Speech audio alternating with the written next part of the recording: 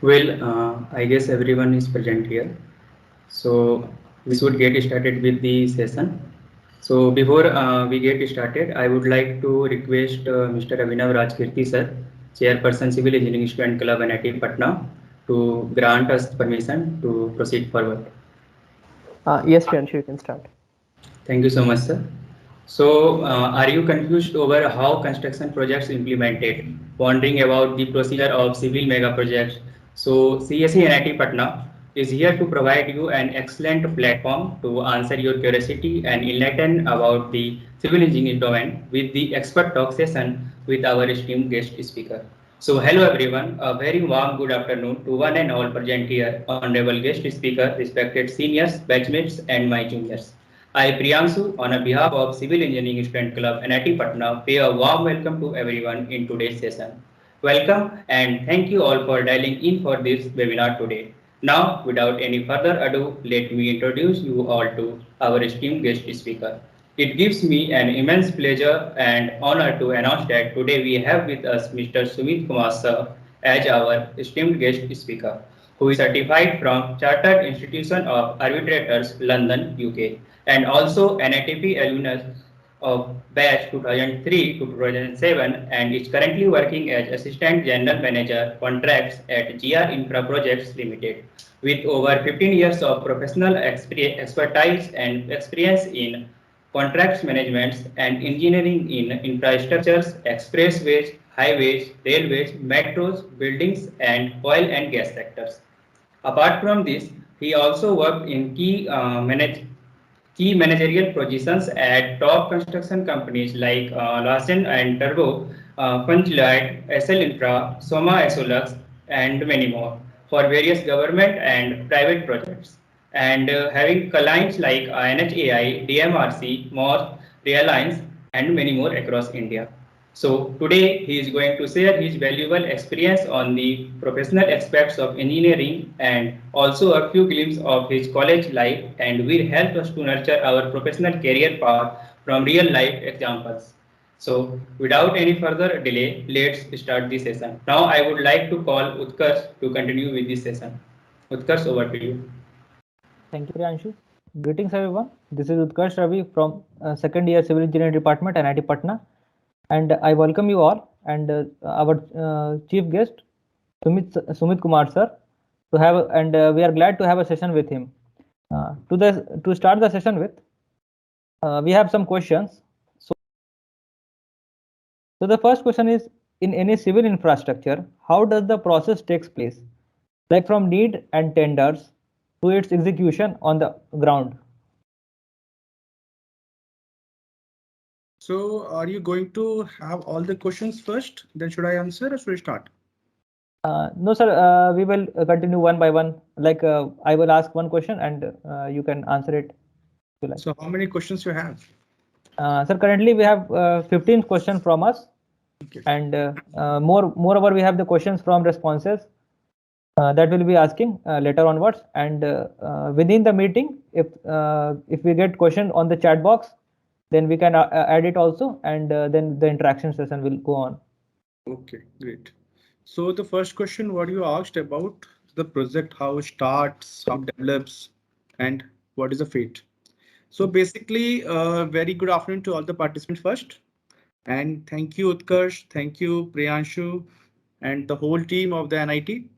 And it's a great pleasure to be with you after around 18 years. In this month of February only, I started this college. I will tell the whole story within the course. So let's start with the questions. So the first question is how the project starts. So basically, are you all comfortable in English or should I speak in Hindi? Utkarsh, Priyanshu? Yes, sir. Yes, sir. The question is in English, but you can use Hindi to answer so that all can understand it as well. तो चलो हम लोग हिंदी में बात करते हैं, ठीक है? तो आप सब सिविल इंजीनियरिंग के स्टूडेंट्स हैं, तो आपके दिमाग में जरूर ये पहला सवाल आना वाजिब है कि प्रोजेक्ट होता क्या है, कहाँ से शुरू होता है। तो अगर हम इंडिया की बात करते हैं तो इंडिया में जितने भी इंजीनियरिंग प्रोजेक्ट्स हैं वो मोस्टली गवर्नमेंट ही करती है। Around 90% projects are being taken by government, funded by government and also executed by government through the private agencies. तो अगर आप किसी भी तरह के हाईवे के प्रोजेक्ट की बात करते हैं, बिल्डिंग की बात करते हैं, तो पहला चीज होता है कॉन्सेप्चुअलाइजेशन, कि इसकी जरूरत कहाँ है। तो जो जरूरत होती है ये एज पर रिक्वायरमेंट होती है। उसमें दो रिक्वायरमेंट होती है।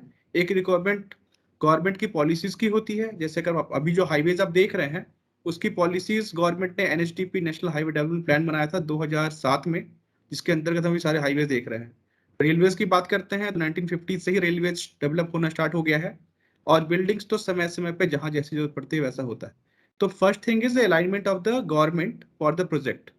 तो जब गवर्नमेंट अलाइन करती है अपने पॉलिसीज को प्रोजेक्ट के लिए, तो पहली चीज आती है कि कहाँ बनाना है, द लोकेशन।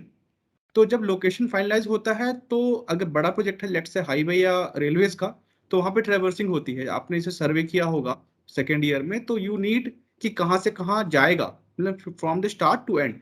तो ये जो लोकेशंस हैं ये पहले आइडेंटिफाई होती हैं, और उस लोकेशन से उस लोकेशन के बीच में जाने के लिए जो भी जमीन होता है, मतलब लैंड होती है, उसका अधिग्रहण करना पड़ता है। तो नाउ द क्वेश्चन अराइज की लैंड जो है वो स्टेट सब्जेक्ट है और सेंट्रल गवर्नमेंट के प्रोजेक्ट्स होते हैं। तो इसलिए कोई भी प्रोजेक्ट डिले हो रहा है उसमें दोनों ही गवर्नमेंट का अधिकार होता है कि कौन पहले करता है कौन बाद में करता है, परमिशंस कहाँ मिलती हैं। तो first thing is about the identification of the plan, second thing is about the identification of the land, and final when the land and everything is in place, funding. तो फंडिंग के लिए कुछ projects होते हैं जो government खुद fund करती है, कुछ बड़े प्रोजेक्ट से मेट्रोज होते हैं या रेलवेज होते हैं, या भी आप देख रहे हो बुलेट ट्रेन है, तो उसके लिए गवर्नमेंट फंडिंग लेती है बाहर से। बाहर से का मतलब जैसे एडीबी है, कहीं कहीं पे दूसरे देश हैं जो की फंडिंग करते हैं। तो हम डिपेंड करता है कि हम कहाँ से प्रोजेक्ट को स्टार्ट कर रहे हैं, और उसमें कौन सा प्लेयर उसमें चाह रहा है कि हम प्रोजेक्ट को फंडिंग करें। तो अगर जैसे फंडिंग आ गई, प्रोजेक्ट भी आ गया, कॉन्सेप्टलाइज हो गया, उसके बाद जाकर के उसका प्रोजेक्ट रिपोर्ट बनता है, जिसको डीपीआर बोलते हैं, detail project report. Detail project report जब बनता है तो बहुत इनिशियल होता है, उसमें बहुत डिटेल नहीं होता कि क्या क्या बनना है। उसके लिए जो इनिशियल डिटेल प्रोजेक्ट रिपोर्ट होता है वो इसके लिए बनता है कि कितना पैसा लगेगा, कितने लोग इफेक्ट होंगे, कहाँ से कहाँ तक ये रेलवे लाइन या हाईवे जाएगा। उसमें बहुत तरह की स्टडीज होती हैं, इकोनॉमिकल स्टडीज भी होती हैं, फिजिबिलिटी स्टडीज भी होती हैं, सोशियो इकोनॉमिक भी होता है कि इससे लोगों के जीवन पे कितना अधिक इस पे असर पड़ेगा। तो इन एवरी एस्पेक्ट, और इन्वायरमेंट वो बहुत ही इंपॉर्टेंट है कि इन्वायरमेंट पे क्या असर पड़ेगा। तो so taking all those aspects in mind, taking all those approval, एक प्रोजेक्ट स्टार्ट होना होता है। जब ये सारे अप्रूवल्स इन प्लेस होते हैं उसके बाद जाके टेंडर होता है। तो टेंडर जो आपको दिख रहा है, जो गवर्नमेंट अनाउंस करती है कि टेंडर हो रहा है, इसके पीछे बहुत पुरानी कहानी होती है। अगर आप बिहार की बात कर रहे हो तो बिहार में आपने भी सुना होगा कि यहाँ पे नेशनल हाईवेज बन रहे हैं, एक्सप्रेसवेज बन रहे हैं। तो ये आज नहीं बन रहे, हाँ आज बनेंगे। इसकी आधारशिला आज से 10 साल पहले रखी गई होगी, कहीं ना कहीं से किसी ना किसी ने डिमांड किया होगा या गवर्नमेंट के पॉलिसी में अलाइन हुआ होगा, तब जाकर के डिटेल प्रोजेक्ट रिपोर्ट होगा, फिजिबल हुआ होगा, हो सकता है उसमें नहीं हो फिजिबल, आज में फिजिबिलिटी हुई। फिजिबिलिटी होने के बाद आज के डेट में अगर आप बिहार की बात करो तो पटना से ही 2-3 एक्सप्रेसवे जा रहे हैं, जिसका कि टेंडर लास्ट मंथ ही हुआ है।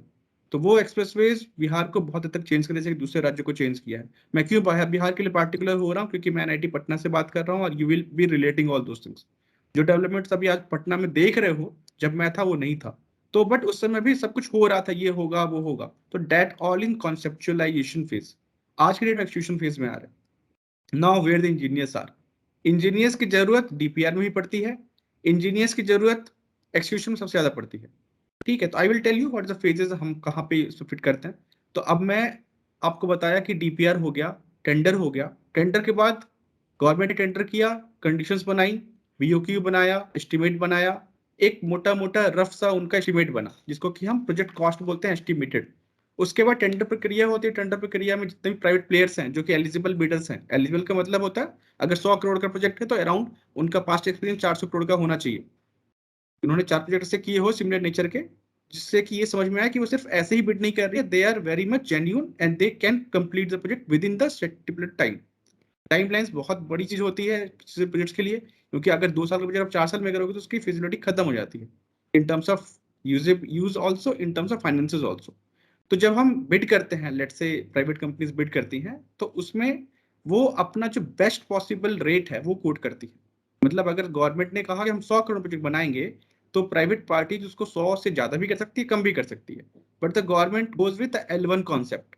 L1 concept means the lower one who is going to bid is going to be given the award of the project. So once the project is being awarded, so now the actual project execution or civil engineering starts. When the project is awarded, इसका मतलब होता है कि land around 90% government के पास है, not 100%. Government बोलती है हम स्टेबल टाइम के अंदर आपको लैंड दे देंगे और आप काम स्टार्ट करिए, क्योंकि एक प्रोजेक्ट मोटा मोटा 2 साल 3 साल डिपेंड करता है. अगर रोड का प्रोजेक्ट है तो 2 साल का होता है, रेलवे प्रोजेक्ट है तो 4 साल का होता है, एयरपोर्ट का प्रोजेक्ट उससे भी ज्यादा हो सकता है, बिल्डिंग प्रोजेक्ट डिपेंड्स अपॉन कि कितना उसमें काम है, कितनी रिक्वायरमेंट है, उस पर डिपेंड करता है.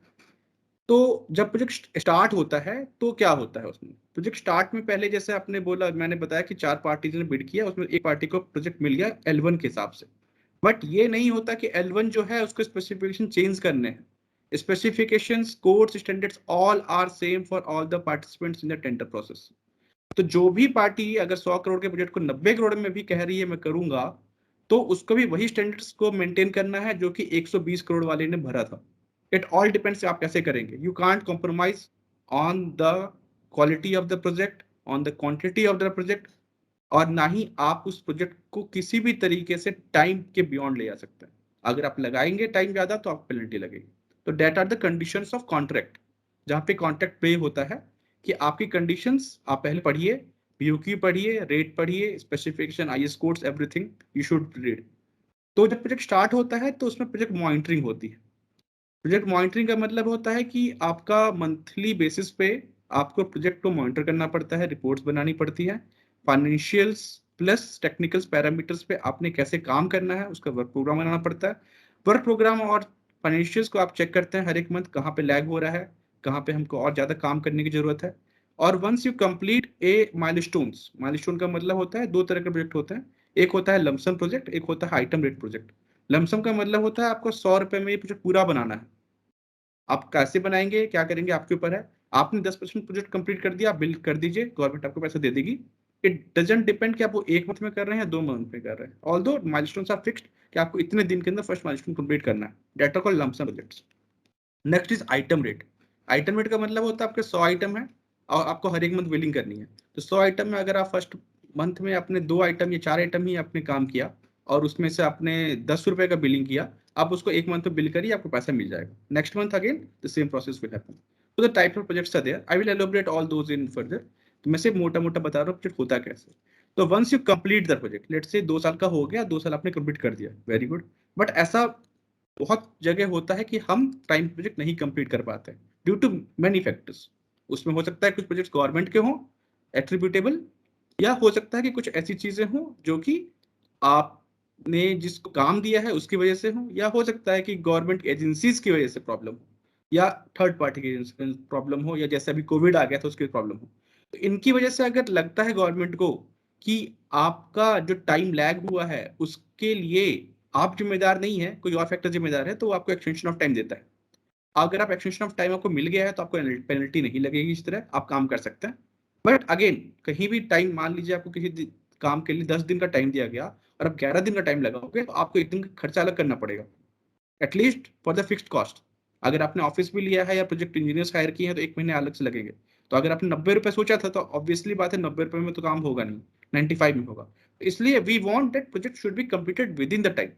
ठीक है, तो ये एक चीज हुआ. तो इसलिए जब हम प्रोजेक्ट करते हैं, जो इंजीनियर्स हम और आप हैं, उनकी जिम्मेदारी से प्रोजेक्ट कंप्लीट करना ही नहीं है, कंप्लीट करना वो भी विद इन टाइम है.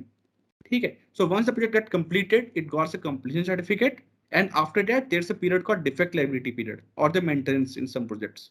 डिफेक्ट लायबिलिटी और मेंटेनेंस का पीरियड ये होता है कि जब आपने काम कंप्लीट किया है तो आपकी गारंटी होगी कि आपने जो प्रोजेक्ट कंप्लीट किया है उसमें जो मानक हैं, जो स्टैंडर्ड्स हैं, वो मेंटेन हुए हैं. तो कम से कम 4 साल या 2 साल जो भी स्टेपुलेटेड टाइम है, उसमें अगर कुछ भी प्रॉब्लम होता है तो you are going to be responsible and you are going to cure all those kind of defects without any cost. तो ये एक जर्नी होती है प्रोजेक्ट की. So Utkarsh, can you take the next question? Yes, sir. The next question is, so, sir, first of all, you explained in a very technical way in this the answer of this question. Most of us would have been able to understand, but let's move on to the next question. So the next question is, what is the role of a consultant in a civil engineering contract? Like जैसे कि sir आपका जो profile है majorly consultant और arbitrator का है, तो हम लोग जानना चाहते हैं कि कंसल्टेंट का एक रोल क्या होता है किसी भी कॉन्ट्रैक्ट में।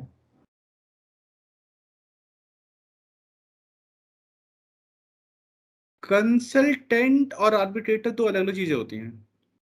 कंसल्टेंट बेसिकली क्या होता है एक प्रोजेक्ट में, that is a bridge between the government and the contractor. Let's say मैंने एक प्रोजेक्ट एग्जांपल में दे रहा हूँ आपको, जैसे हाईवे प्रोजेक्ट होता है, तो हाईवे प्रोजेक्ट में बेसिकली जो नाम कंसल्टेंट है वो नहीं होता, यहाँ पे इसको अथॉरिटी इंजीनियर, इंडिपेंडेंट इंजीनियर बोला जाता है। That is also private party. Actually क्या होता है, जो गवर्नमेंट एजेंसीज होती हैं जैसे NHAI हुआ या ministry of road transport highways हुआ या PWD हुआ, तो वो सिर्फ प्रोजेक्ट को एनविसेज करती है, प्रोजेक्ट को समझती है कि क्या करना है और वो प्राइवेट पार्टी को दे देती है। बट उस प्रोजेक्ट को पूरी तरीके से गवर्नमेंट के लिए कंप्लीट करवाना जो जिम्मेदारी देती है गवर्नमेंट, वो कंसल्टेंट को देती है, जिसको कि हम अलग अलग जगह अलग नाम, जैसे मैंने कहा अथॉरिटी इंजीनियर है, इंडिपेंडेंट इंजीनियर है, कंसल्टेंट है, PMC है, ऐसे ऐसे नामों से बुलाते हैं। वो अगेन एक प्राइवेट कंपनी होती है और उस प्राइवेट कंपनी का काम होता है सुपरवाइज करना। कंस्ट्रक्शन काम जो हो रहा है वो कैसे हो रहा है, जो मैंने कहा स्टैंडर्ड्स मेंटेन हो रहे हैं नहीं हो रहे हैं, पीरियडिक चेकिंग करना, ये सारा काम कंसल्टेंट का होता है। ठीक है, तो consultants plays a major role, उनका बहुत बड़ा रोल है। अगर कंसल्टेंट टाइम पे काम नहीं करेंगे, सही से काम नहीं करेंगे, तो क्वालिटी में कॉम्प्रोमाइज होगा, क्योंकि कोई भी कॉन्ट्रैक्टर नहीं चाहेगा कि वो 100% क्वालिटी से काम करे। That is a true thing. But consultants are just to ensure कि जो भी काम हो रहा है वो सही तरीके से हो, टाइम पे हो और उसमें किसी तरह की त्रुटि ना हो। तो that is the main role of consultant in the construction projects. और जो आर्बिट्रेशन है, आर्बिट्रेटर है, वो बिल्कुल एस्पेक्ट डिफरेंट है। वो तब स्टार्ट होता है जबकि कोई प्रोजेक्ट में कोई डिस्प्यूट हो। सो आर्बिट्रेटर का रोल तब स्टार्ट होता है जबकि कोई प्रोजेक्ट में डिस्प्यूट होता है। डिस्प्यूट का मतलब आपने 2 साल प्रोजेक्ट कंप्लीट किया और जैसे मैंने बताया कि डिलेज हो गया या आपके अलग से कुछ ऐसी चीजें हैं जो आपको नहीं बनाना था और आपको बनाने के लिए कह दिया, उसकी वजह से डिलेज हो गया, आपके पैसे ज्यादा लग गए, तब हम आर्बिट्रेशन में जाते हैं, यानी डिस्प्यूट्स होने के बाद नोटिफाई करते हैं, तब आर्बिट्रेटर का रोल होता है। आर्बिट्रेटर कुछ नहीं होता है, आप अगर आप लैंग्वेज सिंपल लैंग्वेज में कहिए तो जज होता है। आप लोग अगर समझ पाए तो 2 पक्ष हैं, एक अथॉरिटी है या एक क्लाइंट है और एक कॉन्ट्रैक्टर है, उन दोनों के बीच में अगर कुछ भी विवाद अगर पैदा हो रहा है तो जो फैसला करेगा वो आर्बिट्रेटर होता है। ठीक है, आर्बिट्रेटर एक तरीके से आपके बीच का और जो हमारा एक सिस्टम है, जो कि कोर्ट सिस्टम है, उसके बीच का एक रास्ता है। आपको वहां जाने से पहले अपने चीजों को आर्बिट्रेशन ट्राइब्यूनल के बीच फैसला करवाना होता है, और अगर आप फैसला हो जाता है तो आप पे जो भी फैसला आर्बिट्रेटर देता है वो बाइंडिंग होता है। Even you are not satisfied, you can still go to court, but वो डिफरेंट एस्पेक्ट है। तो arbitration and consultant are 2 different aspects. Hope I able to get you the answer. Yes sir. Sir जैसे कि आपने arbitration के बारे में बताया कि एक लीगल एस्पेक्ट है, तो नेक्स्ट क्वेश्चन इसी से थोड़ा रिलेटेड है कि what are the some of the legal aspect of civil engineering project contract. See legal aspect of civil engineering projects. देखिए, लीगल और टेक्निकल 2 अलग चीजें होती हैं। ठीक है, आप लोग इंजीनियर्स हैं, you are not legal person. ठीक है, लीगल पर्सन का मतलब होता है जो लॉयर्स होते हैं, and arbitrators are not necessarily lawyers. Arbitration process is not a legal process, the first thing. ठीक है, अब मैंने जैसे बताया कि आर्बिट्रेटर जो बैठता है वो किसी हाई कोर्ट, सुप्रीम कोर्ट या फिर किसी जिला न्यायाधीश में नहीं बैठता। वो आर्बिट्रेशन जब होता है वो नॉर्मल एक रूम में होता है, होटल में होता है। आप लोग बिना लॉयर के भी उसको लड़ सकते हैं, अपने पक्ष को बताएं, वो भी एक टेक्निकल इंजीनियर। मैं बता रहा था आपको आर्बिट्रेटर्स के लिए, तो आर्बिट्रेटर्स लॉयर्स हों ऐसी जरूरत नहीं है, बट मोस्टली वो रिटायर्ड जजेस होते हैं, बट जजेस नहीं होते। तो हम जो आर्बिट्रेशन का जो इंडिया में जो कॉन्सेप्ट आया है, थोड़ा सा अगर मैं पीछे जाता हूँ, तो 1960 में स्टार्ट हुआ था, आर्बिट्रेशन एक्ट बना था और 1996 में इसको अमेंड किया गया। और अभी जो हम जो आर्बिट्रेशन एक्ट के अनुसार काम कर रहे हैं, जो कि अभी लास्ट 2019 में और 2021 में भी अमेंड हुआ है, उसका अर्थ, उसका मकसद ही यही है कि हम जो ये लीगल डिस्प्यूट्स हैं वहां पे ना जाकर के कंस्ट्रक्शन डिस्प्यूट्स को हम आर्बिट्रेशन के थ्रू सॉल्व करें। तो यहाँ पे जरूरी नहीं है कि आप लॉयर हो, मैं एक लॉयर नहीं हूँ, I am an engineer. I have been to arbitration and it's a good field and it's upcoming field. अभी गवर्नमेंट इसके लिए एक नया बिल लेकर के आई है संसद में। इंडिया में आर्बिट्रेशन हब की जरूरत है, कंस्ट्रक्शन डिस्प्यूट्स करोड़ों में होते हैं और इसके लिए हमें अच्छे आर्बिट्रेटर्स, और अगर आप इंजीनियर्स हैं that's also going to be one of the field कि आप वहां परस्यू कर सकते हैं।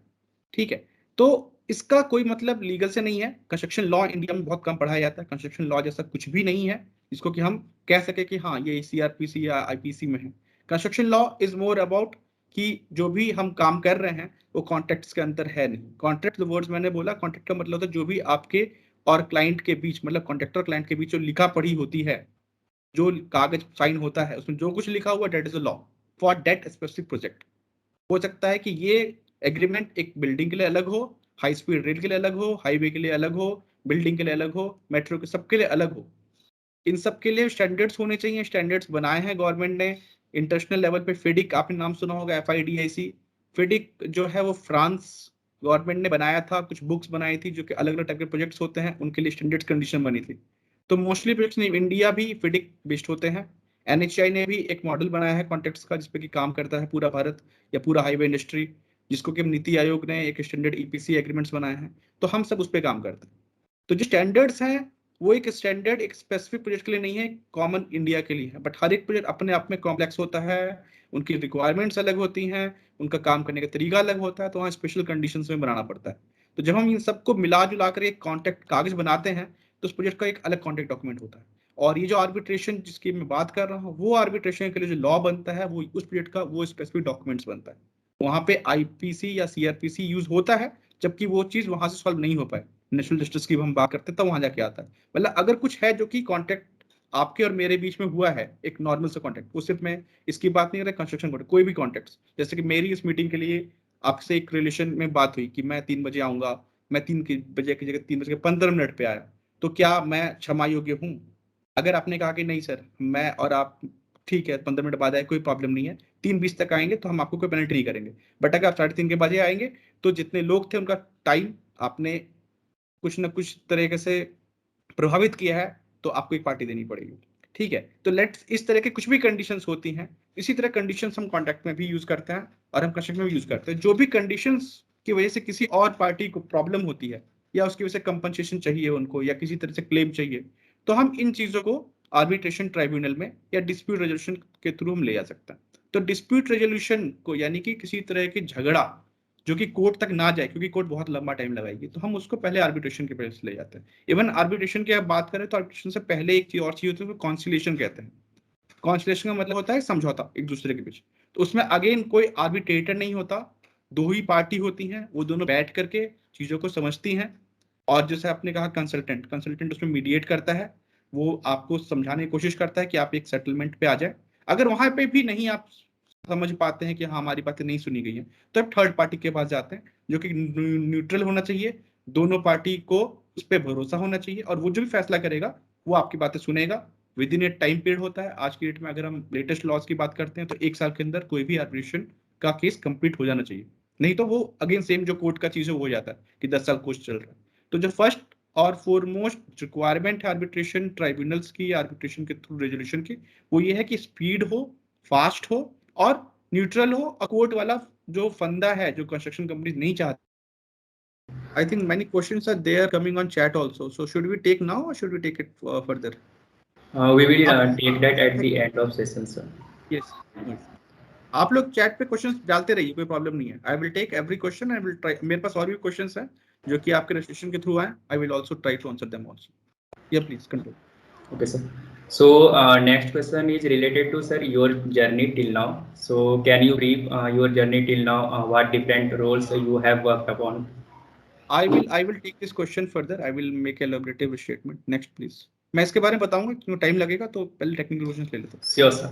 So moving ahead. So next question is, what is the future of civil engineer in private companies? Like how does the role hierarchy work?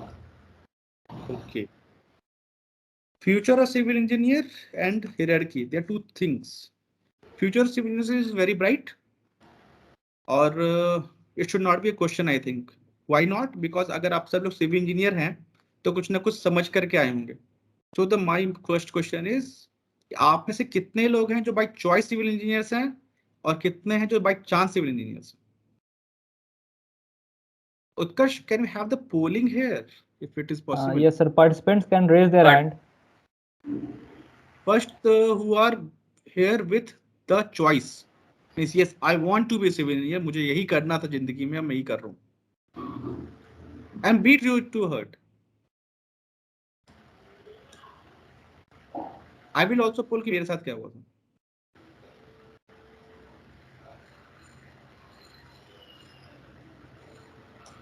So I think around 75 people are there together in this right now.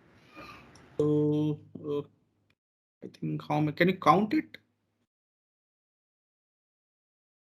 I think we should give 30 seconds more to the participants to raise their hand who are there by. You can answer in the poll. Send poll, yes. I think yes. Has so you can use this poll.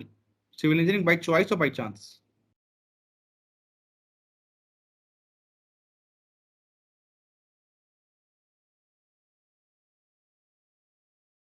As per now, only 16 responses are there. 26 date. I think everybody is awake. उत्कर्ष हमने time कुछ गलत चुना है क्या? I think it's a rest time for all. तो sir आज तो छुट्टी है, सब सैटरडे को एनआईटी पढ़ना ऑफ रहता है. Anyway, let's take it 41. Great. 41 अभी 50-50 चल रहा है. So it is 50-50 also in real life. And that's true. That's true. And even it is 50-50, it's good to have. I was not expecting 50-50. The 47 responses. अभी 70 में 47 लोग ही जगे हुए हैं. So I think there are many people who are also from other colleges other than NIT Patna. So thank you to you also that you have taken this initiative to be in this session. So around 49 responses we already got. Okay. Okay, so let's take it here. Stop. So 50-50. That's great. So the first thing is, अगर जो 50 लोग हैं जिनकी by choice से हैं, उनको मुझे answer करने की जरूरत नहीं है. इसलिए नहीं क्योंकि अगर उनकी चॉइस है तो कैसे भी फ्यूचर हो, they are there for civil engineers. ये डायलेमा उनके लिए है जो कि वो 50% हैं जिनको कि ये पता ही नहीं है कि सिविल क्यों हुआ और उनको मिल गया और उन्होंने ले लिया. ठीक है. The same was with me also. And prudently, I will say you, this is the sector to inculcate the civil engineering as a profession in many other terms what you are not even dreamed of. आप लोग सोचे भी नहीं होंगे इतनी चीजें होने वाली हैं इंडिया में. अब मैं सिर्फ इंडिया की बात करता हूँ तो ठीक है, अब्रॉड में तो हो ही रहा है, चल ही रहा है. But the problem here is we don't have the good civil engineers.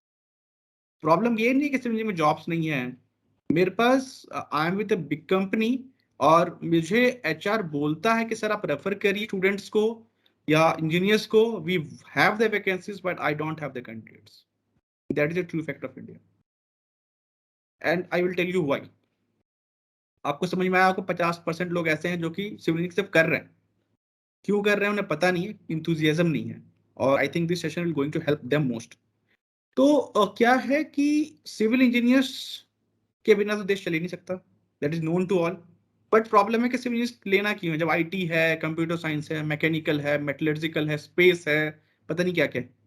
अगर आप बेसिक्स में जाएंगे तो पहले चार ही ब्रांच होती थी इंजीनियरिंग की. Civil, mechanical, electrical, electronics. और आईटी तो 2000 में स्टार्ट हुआ है या 90s में स्टार्ट हुआ है. और इंजीनियरिंग जो ब्रांच है अभी जाकर के अगर आप 2005 2007 में कहिए तब जाकर के बड़ा हुआ है. ठीक है. आफ्टर 1998 में जब ये प्रॉब्लम हुआ था, जब वो एकदम बिल्कुल इकोनॉमी लॉस पे चली गई थी, उसके बाद जाकर के you have started this thing कि अब इकोनॉमी ग्रो करना है तो this all futuristic things are there. But civil engineers are always there. क्यों प्रॉब्लम हो रही है I will discuss. But your question is about the future. Future is really bright. You can able to see bullet train. हम सोचते थे कि India चलेगी क्या, आज बन रही है.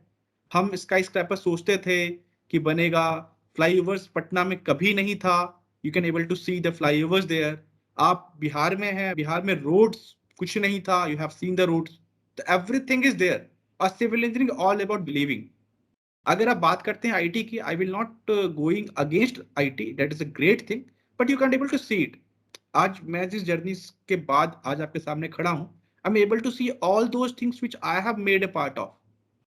तो मुझे वो जो फीलिंग आती है, आप अभी कॉलेज में हो और 15 साल के बाद मेरी जगह बैठोगे, you will have the feeling कि हाँ मैंने वो बनाया, I have contributed to the nation, because this are tangible things. जो आप देख रहे हो ना, जो आप कर रहे हो, वो चीज आपको 10 साल के बाद दिखाई पड़ेगी. आज वो चीज आपको लगेगा कैसे होगा, नहीं होगा, लेकिन जब बन जाता है ना तो वो दिखता है. अब ताजमहल की आप बात करते हो, किसी ने बनाया होगा, कहीं ना कहीं सिविल इंजीनियरिंग काम आई होगी, तो आप देखने जाते हो तो everything.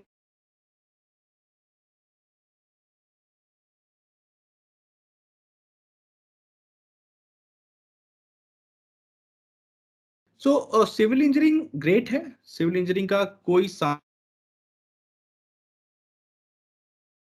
So I have not connected to again to IT. Thank to IT that we are here. So I can't curse any IT engineer or the IT profession. So that's great. But they are great in their own things. So we are not going to be against anything. We are going to be with them because we are making everything for the other societies. Like for the even IT company भी होगी तो building कौन बनाएगा? Civil engineer बनाएगा ना. ठीक है. अगर आप ब्रिज भी बनाओगे तो सब यूज करेंगे. तो एवरीथिंग जो भी बनेगा वो सब कुछ हम ही बनाएंगे. तो फ्यूचर बहुत ज्यादा है. फ्यूचर इतना ज्यादा कि आप सोच नहीं सकते. मैंने कहा ना, यहाँ प्रॉब्लम ये नहीं है कि आप सिविल इंजीनियर हो तो नौकरी नहीं मिलेगी. That is a great myth that we are into. Problem यहाँ पे ये है, I have been into many sessions जहां मैं प्लेसमेंट्स के लिए गया हूँ, मुझे अच्छे इंजीनियर्स नहीं मिलते. And the first problem is there, आपको पता ही नहीं होता क्या करना, क्यों. पैसा बहुत है, इज्जत बहुत है, पैशन बहुत है, और सबसे बड़ी बात है कि आप जो चीज कर रहे हैं ना, आप उसके बारे में बोस्ट कर सकते हैं after 10 years. I have been a part of this. आज आपने जब मैंने इंट्रोडक्शन दिया, इट्स अ स्मॉल थिंग, ठीक है, कि मैं ब्रिजेस पे था, मैं मेट्रोज पे था, हाईवेज पे था, आई एम देयर, ठीक है. तो वो एक अपने आप फीलिंग होती है जो कि कोई भी आदमी, अगर आप कोई सॉफ्टवेयर वाला बोलता है मैंने सॉफ्टवेयर बना, आप देख सकते हो क्या? नहीं बोल सकते. हर एक आदमी गूगल में तो नहीं होगा, हर एक आदमी फेसबुक का तो पार्ट नहीं होगा. अब फेसबुक में कितने लोग जानते हो आप, कितने गूगल में कितने लोग जानते हो. बट अगर सिविल इंजीनियर की बात करते हो तो you can able to see this is my structure I have designed. ये वो रोड है, इसमें मैं कहीं ना कहीं पार्ट था. तो बहुत आसान होता है कलेक्ट करने के लिए. इंसान इस दुनिया में पैदा हुआ है कुछ करने के लिए, लेकिन वो दिखना तो चाहिए. उसके दिखा सकते हैं कि हमने कुछ किया है. तो दैट्स ए ग्रेट थिंग. और जो सेकंड एस्पेक्ट था आपका कि how the hierarchy work in the civil engineering department. So basically अभी अगर आप किसी सिविल इंजीनियरिंग कंपनी में आप अपीयर करेंगे इंटरव्यू में, तो first post you are going to be given is the GET, that is called graduate engineer training. That is for the 1 year. आपको 1 साल की ट्रेनिंग दी जाएगी. And training is multi disciplinary, means आपको हर एक डिपार्टमेंट के बारे में बताया जाएगा, कहाँ कैसे काम होता है. And depending upon your calibre, your interest, आपको जो भी डिपार्टमेंट है उसमें आपको प्लेस किया जाएगा आफ्टर 1 year ऑफ कंफर्मेशन. उसके बाद वो हर एक कंपनी का अलग अलग नाम होता है. कहीं पे असिस्टेंट मैनेजर पे ही ज्वाइन कराते हैं, कहीं पे इंजीनियर बोलते हैं, फिर सीनियर इंजीनियर होता है, फिर असिस्टेंट मैनेजर होता है, फिर मैनेजर होता है, फिर senior manager, then somewhere DGM or AGM, then GM, then AVP, VP, president. That is the employee hierarchy I am talking about. इसके ऊपर जो मालिक लोग होते हैं उनको डायरेक्टर्स बोलते हैं कहीं पे, ठीक है. कहीं कहीं पर कॉर्पोरेट कंपनी वहाँ CEO होता है, again he is an employ. तो this is a typical hierarchy where you can able to fit into. So next question please. Utkarsh sir. Yes sir. Sir आपने GET का जिक्र किया. So next question is related to that only. Like what are the duties of civil engineer who is recruited as GET? और GET कुछ नहीं होता. GET एक engineer होता है, उसको समझने के लिए यहाँ कंपनी रखती है. देखो तुम 4 साल कुछ भी पढ़ लो, तुम जो काम करोगे बिल्कुल डिफरेंट होगा, ठीक है. मैंने बहुत सारे सब्जेक्ट पढ़ा 4 साल में. वाटर रिसोर्स भी पढ़ा मैंने कभी यूज नहीं किया आज तक 15 साल में, ठीक है. तो आप जो चीज पढ़ रहे हो ना, उसमें से हो सकता है कि 5% ही आपके पूरी जिंदगी में यूज हो, ठीक है. तो GET जो रोल करता है उसको रोल करने के लिए बोला जाता है जो आपको अच्छा लगता है. जैसे कि मैंने बताया कि एक अगर आप प्रोजेक्ट की बात करते हो तो बहुत डिपार्टमेंट्स होते हैं. Let me tell you what. Like project management is a department, billing is a department, quality is a department, construction execution is a department, then procurement is a department, contracts is a department, tender is a department, estimation is a department. Every department is under civil engineering project.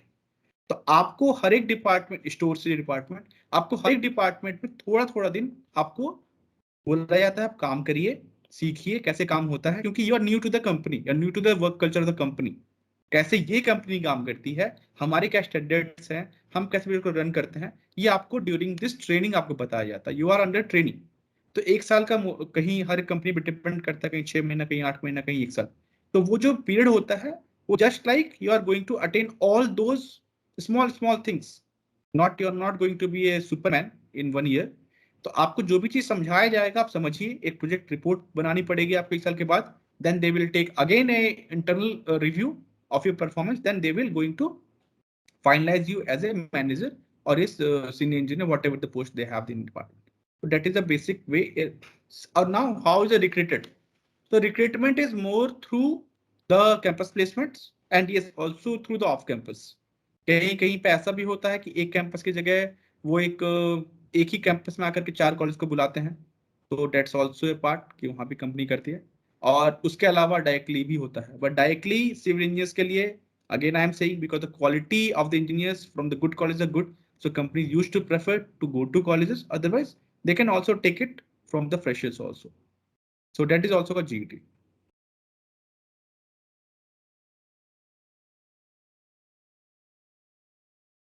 Yeah, next question. Yes sir, the next question is sir, sir, can you tell us about the chartered institution of arbitrators degree? Sir हम लोग को पता नहीं है कि arbitration होता क्या, लेकिन आपने अभी बताया कि arbitration क्या होता है, एक लीगल एस्पेक्ट होता है। और जो सर आपके प्रोफाइल में जो डिग्री है ये arbitration वाला, तो सर ये institution of chartered arbitrators London UK का है, तो हम लोग को इसके बारे में तो पता है नहीं, और मोस्ट प्रोबेबली इंडिया में बहुत कम लोग को इसके बारे में पता है। और हमने जैसे आपके नाम पे सफिक्स देखा है MCI ARB, तो हम लोग को पहले तो लगा कि हम लोग टाइपो कर रहे हैं क्या, मतलब कुछ इशू है क्या, वो पता ही नहीं था। तो इसके बारे में आपको बताया कि आपको कैसे पता चला और ये है क्या?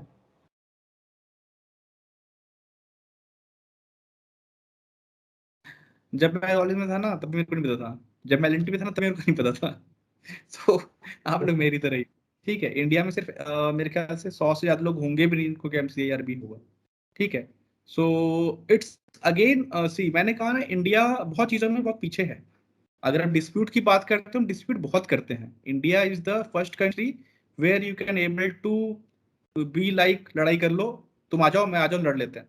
इन सुलझाने के लिए बहुत दिक्कत है यहाँ, ठीक है। यहाँ पे कोर्ट केसेस 12-12 साल 100 साल चलते हैं, आदमी मर जाता है उसकी पीढ़ियां लड़ती रहती हैं, ठीक है। तो अगर कंस्ट्रक्शन में ऐसा हो जाएगा ना तो प्रोजेक्ट खत्म ही नहीं होगा, ठीक है। तो for that government has short A alternative mechanism जिसको हम अल्टरनेटिव डिस्प्यूट रेजोल्यूशन कहते हैं, ADR बोलते हैं। ADR का मतलब होता है समथिंग, जो भी डिस्प्यूट आपके बीच में है वो आप कोर्ट में ना ले जाएं, अपने आप में सुलझाएं। तो उसके लिए जो इंस्टीट्यूशंस होते हैं उसको हम बोलते हैं अल्टरनेटिव डिस्प्यूट रेजोल्यूशन मैकेनिज्म के मैकेनिज्म्स को, जो भी इंस्टीट्यूशंस होती हैं। तो इंडिया में कोई ऐसा इंस्टीट्यूशंस अभी नहीं है जो कि कोई आपको इसके बारे में ट्रेनिंग करा सके। सो व्हेन आई वाज, देखिए मेरा एक्चुअली अगर जर्नी कहो तो मैं कॉन्ट्रैक्ट्स में शुरुआत से हूँ। जब मैंने जीईटी ज्वाइन किया था पुंजलाड में आफ्टर कैंपस प्लेसमेंट, तो मुझसे पूछा कि आपको कौन सा डिपार्टमेंट अच्छा लगता है।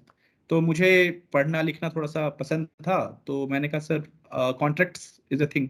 मुझे पता भी नहीं क्या होता कॉन्ट्रैक्ट, तो मेरे को लगा यार मेरे को सिविल इंजीनियर बनना तो है लेकिन साइट पे नहीं जाने का मन, ठीक है।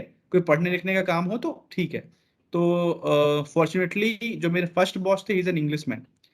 तो जॉन उनका नाम था and he was from HCC, that time the best company. मैं पुंजलाड ज्वाइन किया था, तो जॉन ए ब्रूमफील्ड।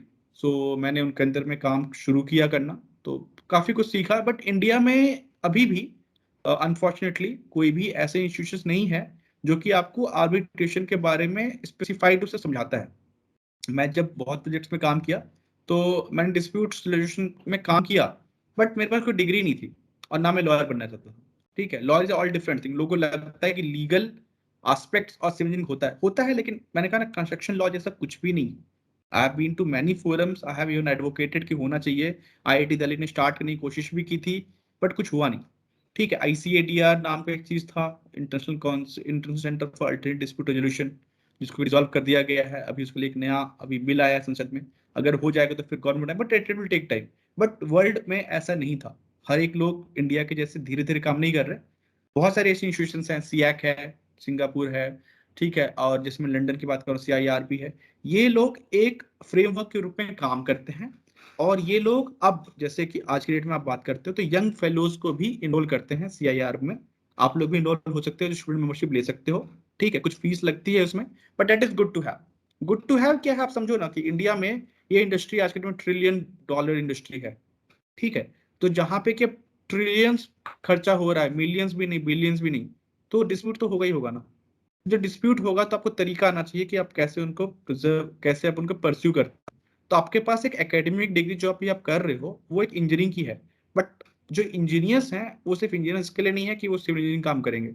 सिविल इंजीनियर का जो एस्पेक्ट है कि अगर कोई प्रॉब्लम है तो कैसे रिजॉल्व करना है, that is also a part you can take care of. तो मेरे को CIRB के बारे में पता किसी ने ऐसे बताया नहीं, by Google search only I will able to understand. जो लोग इस फील्ड में थे उन्होंने इस चीज को डिग्री किया था, then I able to understand कहाँ से होता है। तो CIRB इंडिया का कोई सोसाइटी बहुत बड़ा नहीं था। आई हैव कम अक्रॉस एक सोसाइटी है, society of construction law in India, Ratan K Singh उनके फाउंडर हैं। तो मैं उनके कांटेक्ट में आया, देन एबल टू अंडरस्टैंड कि हाँ मैं भी कर सकता हूँ, दैट आई एनरोल्ड इट। फिर 2-3 साल लगा, क्लासेस हुई, एग्जाम्स हुआ, then I able to get it. And you all can able to get it. आज की डेट में कोई मना नहीं है, बल्कि pandemic is a good thing कि आप तो ऑनलाइन भी सब कुछ हो गया है, can able to also take it. But इसमें रिगरस प्रोसेस होता है, एग्जाम होता है और पेन पेपर एग्जाम होता है। सबसे बड़ी बात यह है कि हम जिस युग में हैं उसमें पेन पेपर एग्जामिनेशन, मैंने 15 साल बाद पेन पेपर यूज किया था। मेरी राइटिंग बहुत खराब थी, मुझे पता नहीं था कैसे लिखना है, बट स्टिल गुड एक्सपीरियंस। तो MCIRB में अलग अलग लेवल्स होते हैं। एसोसिएट लेवल होता है, देन मेंबरशिप लेवल होता है, उसका फेलोशिप होता है जो कि मेरे को करना है। तो again that is final level of fellowship. सो आपके इसके बाद आपके साथ जो मैंने कहा ना, you can able to suffix this degree with you, ठीक है। जैसे कि इंडिया में अगर आप PhD कर लेते हो तो डॉक्टर लिख सकते हो, तो अगर आप UK की डिग्री कर लेते हो तो आप MCIRB या ACIRB लिख सकते हो। तो that is, and it's a great institution. इसके बहुत सारे ऑनलाइन कोर्सेज हैं, you can go to the website MCIRB, CIRB chartered arbiters, and you will find the courses. Yes, Yes. sir. So that was all about the technical question from our side, and now we have some question related to college life also. तो sir जैसे कि आपका profile हमने देखा, तो उसमें बहुत सारे अचीवमेंट्स हैं, जैसे कि हर फील्ड के उसमें अवार्ड हैं, लाइक रिसर्च पेपर हो गया, मतलब पेपर राइटिंग हो गया, उसमें फिर मिस्टर उत्कर्ष एक पर्सनालिटी अवार्ड था आपका। तो बहुत सारे ओवर 19-20 अवार्ड्स है उसमें। और आपने ऑलरेडी बताया कि आपको स्टडीज में बहुत ज़्यादा हाईली इंटरेस्ट था। तो सर आप कुछ इम्पोर्टेंस बता सकते हैं कि एक्स्ट्रा करिकुलर एक्टिविटीज़ का हमारे 4 ईयर बीटेक प्रोग्राम में, जो कि हम लोग कर सकते हैं, जो कि इंडिविजुअल एज एन इंडिविजुअल हम लोग को ग्रो करने में हेल्प करे और आगे प्रोफेशनल करियर में भी हमारा हेल्प हो उससे। Great question. So let me start with that question answer कि आपने जो पूछा था कि हाउ मच जर्नी, ठीक है, उसमें बहुत आंसर मिलेगा आपको, ठीक है। So you can able to relate. कोई भी कहानी में बताऊं कि ऐसे कर लो, डांस कर लो और आपको प्लेसमेंट मिल जाएगा, ऐसा नहीं होता, ठीक है। And it's all a fun, ठीक है। आप लोग जो चीज कर रहे हो that's great, I really congratulate every one of you that you have taken initiative, ठीक है। I have been through all those videos जो कि इससे पहले भी आपने शूट की है with many experts. And one more thing, I am sorry, I am not an expert, I am also learner like you, ठीक है। जिन लोग को पहले आपने सुना है, मैं कहीं भी वहां पे नहीं हूँ, not I am IAS, non IPS, non a Tesla guy, ठीक है। मैं बिल्कुल नॉर्मल हूँ आपके जैसे। मेरे और आप में सिर्फ एक ही अंतर है कि कुछ साल का मेरे पास एक्सपीरियंस, दैट्स ऑल। और एक्सपीरियंस आपके पास भी आएगा, ठीक है। And it will be great if I could able to come to your college, able to interact each one of you, but due to this thing, but definitely I will look forward to you. So let's come to my journey, that whether my choice of civil engineering by choice और by chance. तो मैंने पोल में participate किया था, it is by chance, ठीक है। But how I make it choice, ठीक है। Priyanshu, Utkarsh, I able to see your faces, you are smiling. What about this? Can you all just please for once able to switch on your videos? Yes, sir. Yeah, please. Now the camera for attendees are also enabled, so if any one of the attendees like to switch on their camera, Yeah. they can. And be smiling. I think everybody at his home. It's good to have कि आप college घर से कर पा रहे हैं। It's like dream come true. हमारे साथ होता ही नहीं था। कॉलेज में अटेंडेंस लगाना एक बहुत बड़ी कहानी थी। So what about this? Cameras, please.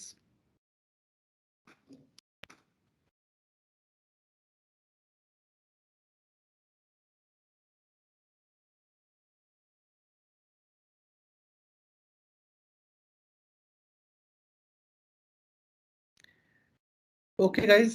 I think large gallery together mode. Yes. Oh, good to see all those smiling faces, budding civil engineers. तो क्या जरूरत लग रहा था आपको कि मिलने की जरूरत है किसी बड़े से, या आप लोग ऐसे उठा के बिठा दिया कि आ जाओ दोपहर में मत सो आज और आ जाओ कुछ 2 घंटे बोर हो जाओ? मुझे बहुत लोगों ने बोला बोर मत करिएगा सर। मैंने कहा नहीं, मैं नहीं, कोशिश करूंगा। ठीक है, तो you can all switch off your cameras but please be attentive, क्योंकि अब जो मैं बताने जा रहा हूँ that is really going to help you out.